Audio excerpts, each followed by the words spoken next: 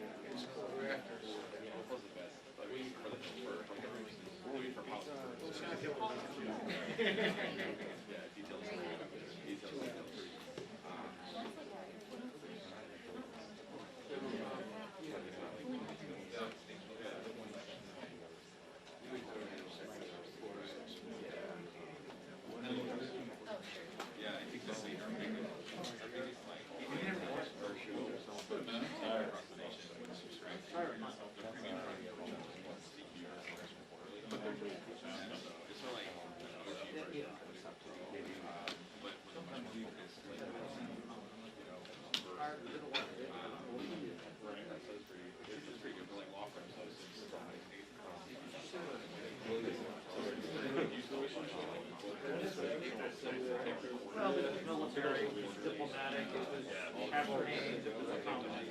And members of the budget. Like, you know, well, they're all members of my Have you been to that then? Yeah. The military and it's all. And diplomatic. Downstairs when you come to there's no things where like you should use like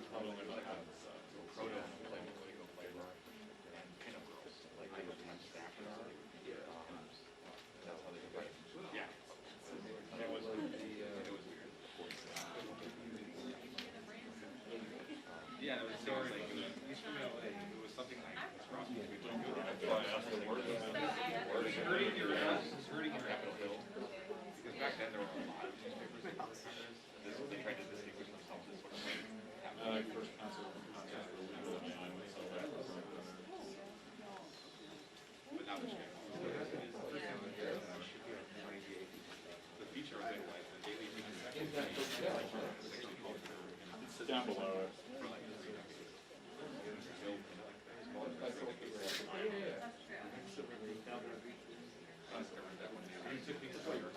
That's probably it. Terrible.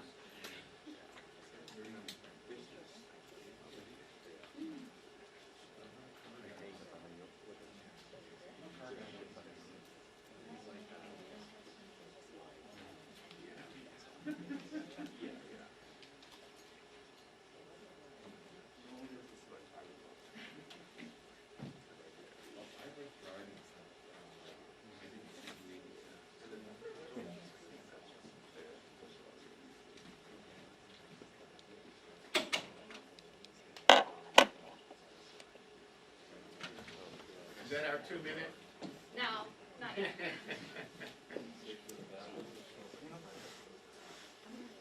Probably is.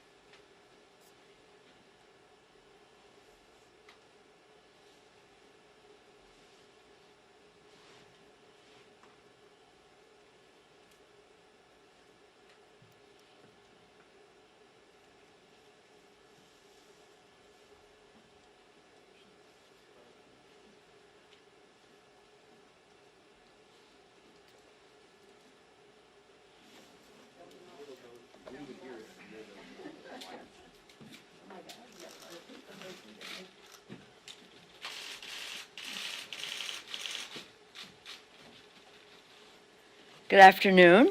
Thank you for being here. As you all know, according to the President's statement this morning, last night America delivered justice to the leader of ISIS and struck a serious blow to the terrorist group. Our entire nation is grateful for the patriotism of our military, personnel, and intelligence community. It was a successful strike. Strike was a strong step toward the fight against ISIS, but the death of this ISIS leader does not mean the death of ISIS.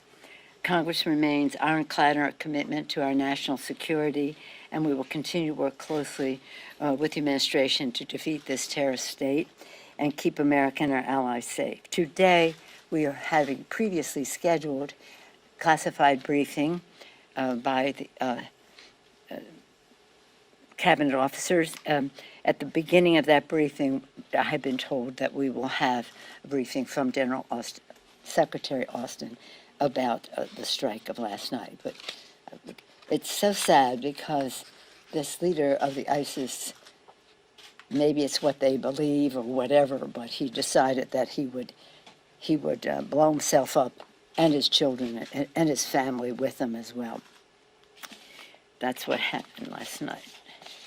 This week, it's a very happy week for us because that Competes Act is on the floor.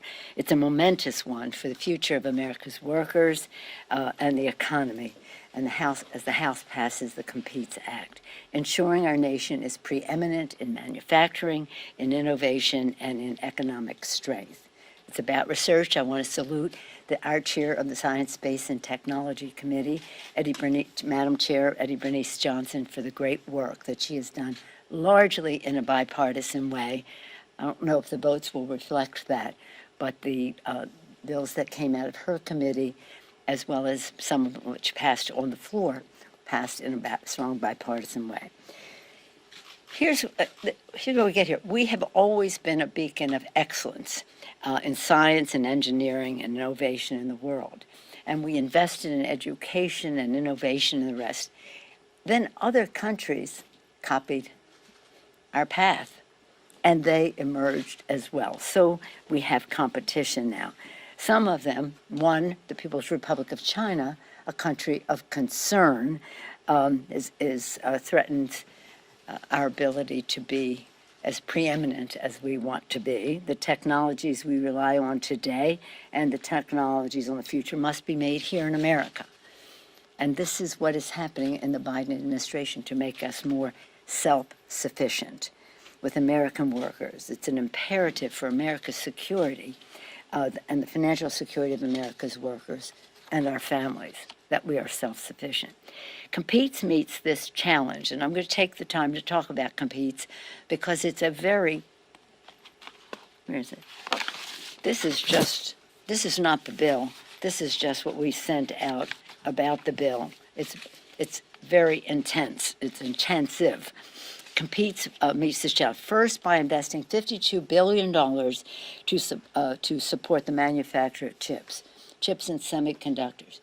Kathleen, do you know how many chips are in an electric car? 2,000. Non-electric car, 1,000. But the absence of chips is hindering our manufacturing of cars. We need more chips, and we need them to be made in America. They are the lifeblood of modern technology, but increasingly being made abroad, again, sometimes in countries of concern, leaving us vulnerable on supply chain issues. And that makes cost higher, and it contributes to inflation. We are bringing production back. So that's $52 billion, chips, semiconductors. Secondly, the CHIPS Act invests $45 billion to support manufacture and acquisition of critical goods or industrial equipment essential for our national security. And I'm going to read you this from here and hope that you would read this. It authorizes $45 billion for grants, loans, and loan guarantees to support supply chain resilience and manufacturing of critical goods, industrial equipment, as I say, and manufacturing technology. This is how it relates to our economy and our families.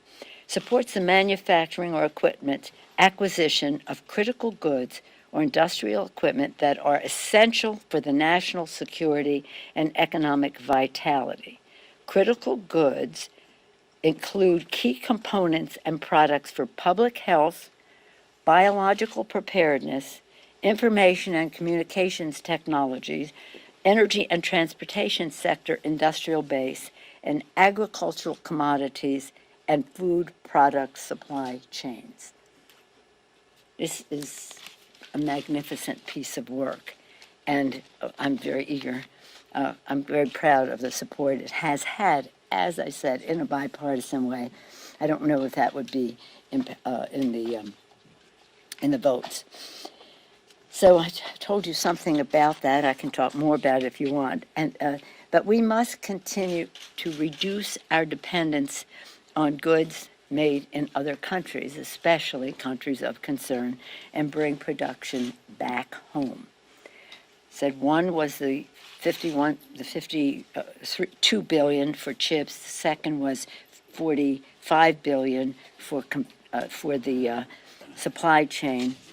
Third, and this is not about money, but with the bipartisan bills that are contained in this, we are advancing U.S. scientific research and innovation excellence to ensure that we lead the technologies of the future. And fourth, we're positioning U.S. interest and values to win on the world stage, holding the People's Republic of China accountable for using slave labor, which is a human rights issue and hurts U.S. workers. Okay, so again, more American goods made here at home, lowers costs and strengthens supply chains for America, ensures that America, not the People's Republic of China, writes the rules of the road for the 21st century. Speaking of the People's Republic of China, before I came here, and that's why I'm a few minutes late, I testified at and then listened to the testimony at the Congressional Executive Commission on China hearing. Tomorrow, the Olympic Games begin in China, and we heard from voices of the oppressed who spoke out on human rights violations being perpetrated by the host nation. While we fully support our athletes and have not called for a boycott by the athletes, we cannot be silent on human rights in China. We called for a diplomatic boycott, but not an athletic one. That's last year, called for no official U.S. presence at the Games, which President Biden has supported. Other countries have followed our lead. For example, the United Kingdom, Canada, Australia, Belgium, Denmark, Estonia, Latvia, Lithuania, the Baltic states. Meanwhile, as Congress, I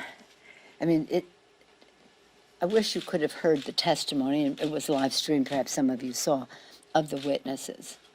They were so eloquent in representing every aspect of human rights violations, including genocide. But what's important to note and how it relates to the economy is that when you talk about the Uyghurs and the camps that these people are sent to and the rest, when we talk about genocide, that would be enough justification to oppose what the PRC is doing, but it's not the only reason. What it does is say to American workers, you must compete with slave labor. And they were very eloquent in presenting how pervasive the cotton made in the Uyghur camps and the rest is not only as a resource to perhaps U.S. manufacturers, but others as well. So this is not just a human rights issue, it's an unfair trade issue as well. Again, we are, of course, the subject at hand is the Omnibus Bill that Rosa DeLauro is brilliantly taking the lead on, setting us for a strong omnibus to address critical priorities for the American people. Right now, we are going back and forth with authors between the Democrats and Republicans, and we're hoping to reach a deal on a top line very soon on that. I know that's an issue that you're concerned about because that relates to schedule. And speaking of schedule, I am very proud that on schedule we have, our goal was to reach 1,000 infrastructure events. We're nearly 1,300 infrastructure. I think it's 1,271 infrastructure events so far around the country. Again, about bridges and roads and water supply, getting the lead out, broadband, issues that relate to safety on our streets, even some relationship to addressing the climate crisis. As we spread the word of our victories for the Democrats, we remain hard at work to help to pass BBB as well as voting rights. One connection between infrastructure and Omnibus is that some of the money in the infrastructure bill cannot be freed up until we pass the Omnibus Bill. So for these and other reasons, to meet the needs of the people, to show that Democrats deliver for the people, and we want to do so in a strong bipartisan way, we have to get that. We're hoping to get that done as soon as possible in terms of the infrastructure bill. The Omnibus Bill. Any questions? Madam Speaker, a new Instagram account called Dear White Staffers has been collecting troubling Excuse me, can we, if you got something extraneous, I'm happy to get to it, but let's talk, we're trying to keep government open, we're trying to be preeminent in the world, and I'm happy to come back to that. Any questions on what we're doing here? Jake, what do you got? What do you have? I'm wondering about sanctions, Russia sanctions. Yeah. Where do you land? Are you in favor of preemptive sanctions? What is your general thinking at the moment? You have two bills, a bill in the Senate, the Menendez bill, and then in the House, Mr. Meeks's bill from his committee. They're on a similar path. There are those, someone on the Republican side who would like to have the preemptive, have these sanctions first. Where I come down, and in keeping with the guidance from my committee chair, Mr. Meeks, and the administration, I think it's really important for us to use the sanctions if the Russians strike. It is important because it's where leverage is at maximum. If they do this, then we strike. It is where also most of our allies are on this, and that is a very important part of this, how we work jointly on it, and that is why I support using sanctions if they invade. And how about, like, how drastic do you want sanctions to be if they invade? I mean, are you in favor of kicking them out of the SWIFT financial system? I mean, what do you see? Well, the committee, I think they have to be very much more forceful than they have been, because we're talking about an invasion of a country. We're talking about NATO countries being at risk if the Russians succeed in Ukraine. So this is deadly serious. So they have to feel the pain, and it has to be felt right up to the richest man in the world, Vladimir Putin. Nobody knows what he's going to do except him, and that's why we have to be prepared for whatever that may be. But I do think that they have to be strong enough to be effective. They have to be done after and if they invade, and they have to be done in compliance with our allies working together. Yeah. Madam Yes, Speaker, yeah. on the January 6th committee, we know that their scope keeps getting bigger. We know they're looking at timelines leading up to the attack, where key people were and what they were doing and so forth. I wonder, have you provided any kind of testimony or documents to the committee? No. I keep as far away from the committee as possible. If they asked me, I would, but I don't. I was on the podium and then I was swept away. Do you But expect to be asked about things like I have no national idea. security or evacuation procedures? Or I anything have like no that? idea. I know about what they do the way you do in the public domain. We authorize them. We give them the resources they need to do what they do. But that is the work of the committee. It has nothing to do with me. Yes, ma'am. Thank you, Madam Speaker. On that legislation by Congressman Meeks, once it's done and when it's ready, Yeah. do you plan to fast track that, bring it straight to the House floor, possibly skipping markup? And then I just wonder if you can respond. We heard some comments from Senator Joe Manchin this week saying that Build Back Better is dead. I know in your previous press conference you referenced possibly that it could be renamed or rebranded, taking. Well, you got a couple different questions there. Before you go on to a third, let me address the first two. Keep going. First, we're going to be briefed. Mr. Meeks will be presiding on our side at the briefing, the Ukraine briefing, and we want to move quickly with these. Now, that'll be up to the chairman as to the process and the rest. But But we want to be as close to the Senate bill as possible so there's no delay in getting something to the president's desk.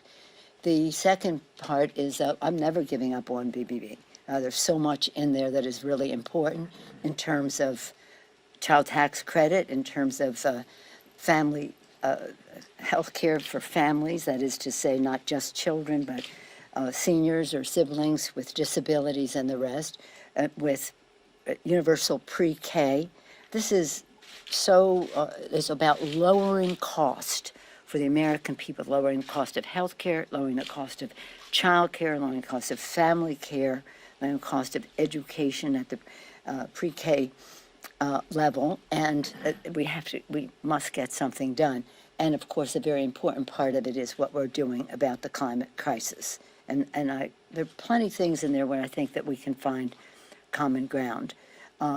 So I'm not giving up on the PPP. Potentially, I know you mentioned it could possibly remain. What that's incidental. I mean, what's important is what's in the legislation.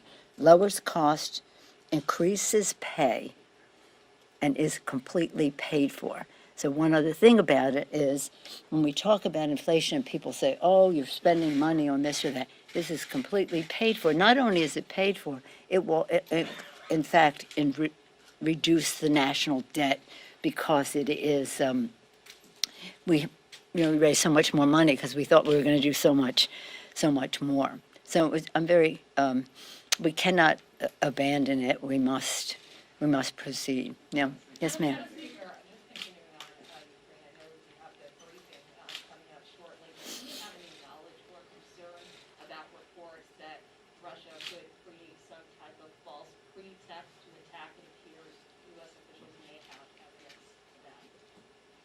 Well, I don't want, we'll get our classified briefing and be more up to date on it, but the fact is there are troops amassed at the eastern border of Ukraine.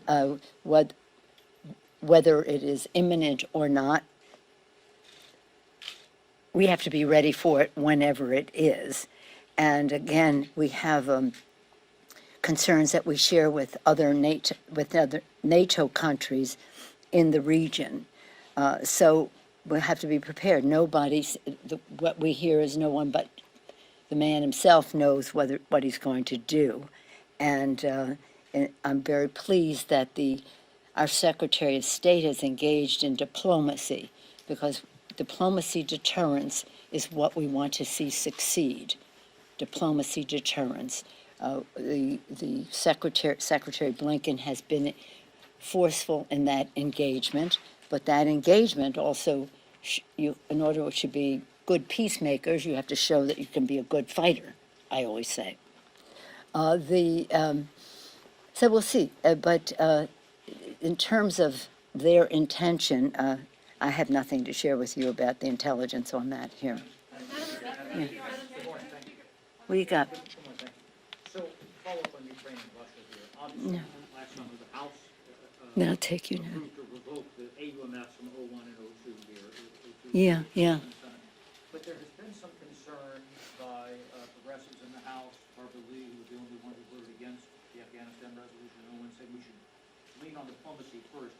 Are you concerned about the military moving these troops, even though they're not going to have boots on the ground, and what the concerns are about members of your caucus who say, we just repealed these AUMFs, what is Congress's role as pertains to war powers to be involved in moving these troops forward in Europe? Well, you have a multifaceted question, but the fact is we have to do a new AUMF, authorization for the use of military force. What is there is stale, old, and we have to do it. It's challenging because you have to decide on many things. The authorization for what? What is the purpose? What is the scope? What is the timetable? And what is the geography? And that's why we haven't had another one since, because we have to come to agreement on that. Would it pertain to something like this, what we're seeing right now in Eastern Europe? To moving those troops? I don't think so, no. Well, but why not? Well, because they're, no, I don't think it does. I don't think we need an AUMF for that in terms of the scope and the the threat that is there, you don't have, nor do I, a definition of what the purpose of those troops there are.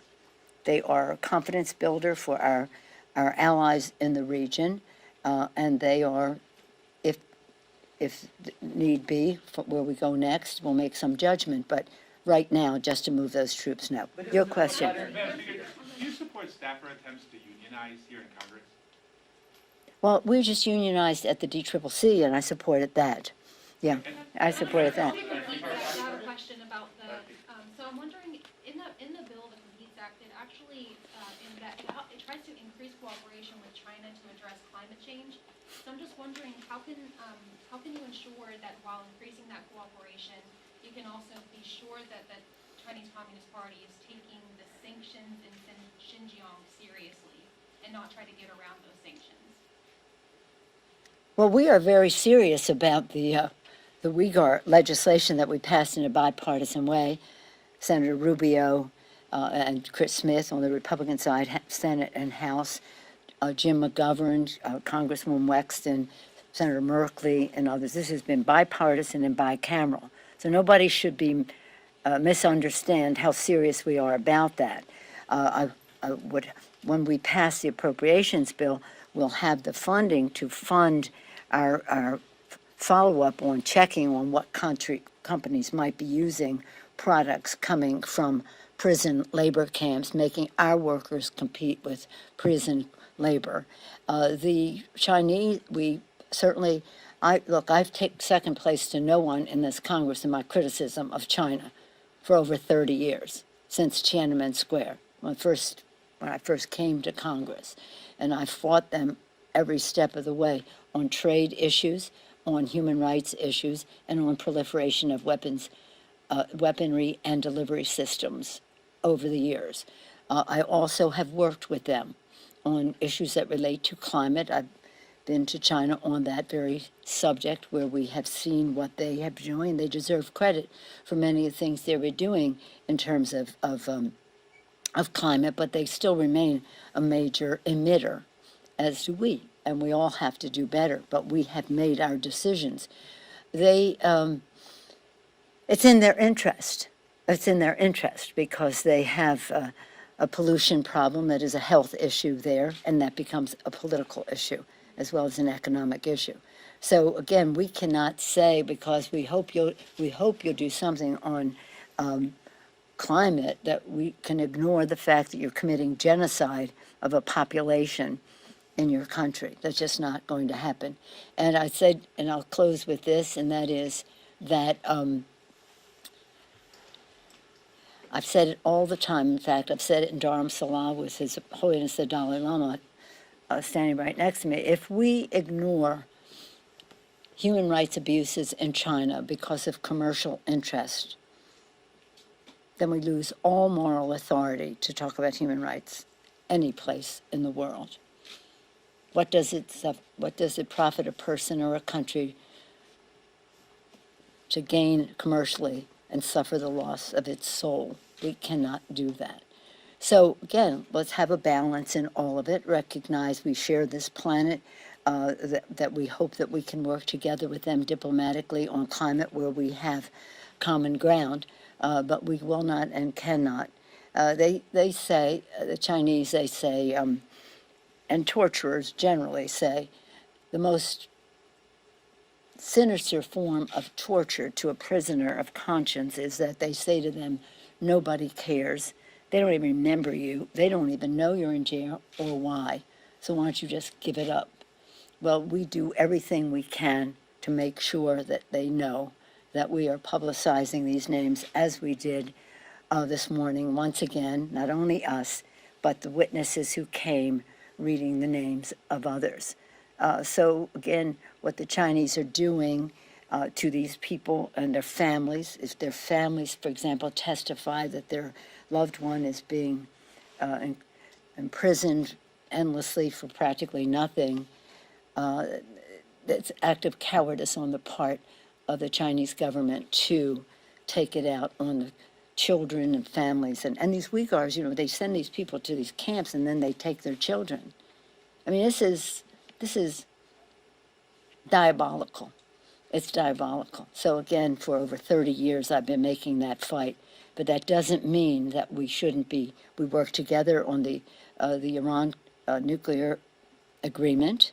We can work together on climate issues. We can try to find common ground where we can. But that does not negate our commitment to our values. Thank you all very much. Thank you. What happened to your 49ers? Oh, don't break my heart. Don't break my heart. Congratulate me on my I thought he Bengals. should have taken the sack. I coach on the side, you understand. And they should have gone for the 1 yard, but and nonetheless, nobody expected us to be where we were, and I'm very proud of 49ers, 10 season ticket holders forever. On the other hand, the Warriors that, held us proud this week so far, we'll see where we go. And the most recent game, not last night, we didn't play, night before, no Steph, no Clay, no Draymond, no Wiggins, and the Stones. Did you want a Bengals 49ers Super Bowl again? I was there. I was know. there in Miami with my family, my kids and all. So they were little then. It was a long time ago. It would have been good. So we'll see how it goes. Of course, I'm a Californian, so I'll be rooting for the Rams.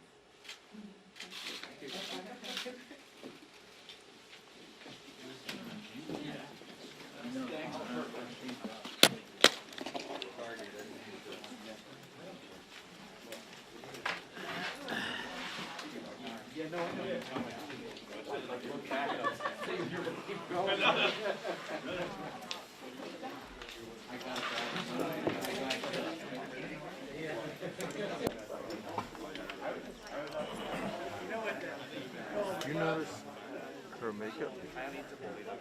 Like she had, there's like a line this big from where it stopped to her hair.